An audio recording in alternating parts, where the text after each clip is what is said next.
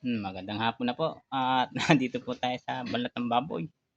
Hindi po makaalis dahil hindi makapag-vlog kasi marami pong anak yung aking baboy. Yung pong umanak ng 20, natira naman ng 19. Ewan ko po kung mabuhay lahat.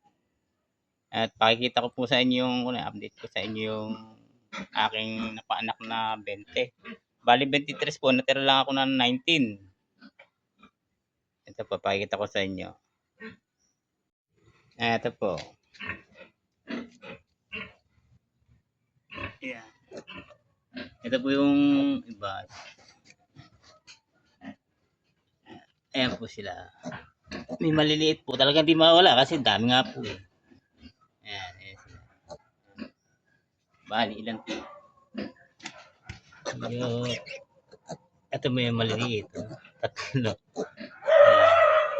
Ayan po sila.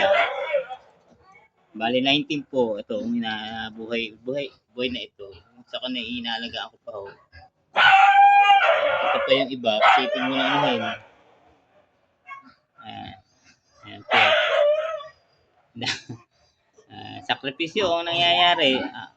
Talaga naman, malaki puyat po kasi kada oras, isang oras, pinapalitan po para mabuo makadete.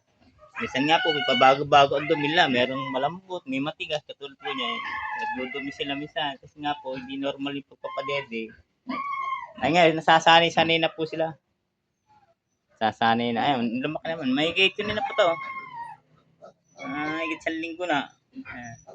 Malalaki naman no, hindi naman sila yung ito lang po talagang binawala po hindi. Palitan po, ayan dumi nila. Pabago-bago. Pagka ganitong panahon no, malamig, init. Ay pinuturuan ko na po kumain kasi naman mahina po talaga.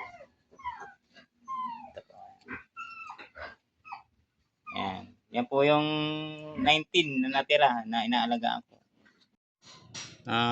Habang po pala nandito ay nagpapagawa po ako ng banlat, yung Bartolina. Pakikita ko sa inyo yung pinagagawa kong Bartolina pati. Ayan, may mga graba na tayo.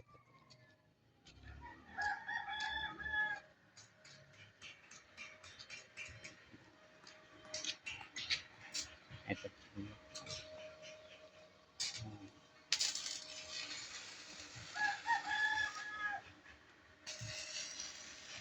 Ito yung taga-welding. Yung nagagawa. Lalakas pa to eh. Pandok ka muna bago makakanay. Lalaka.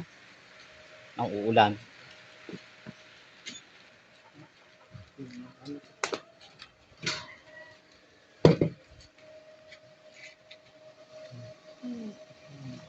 Lumaka muna.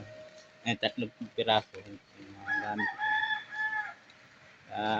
Dagdag po kasi ako ng inahin.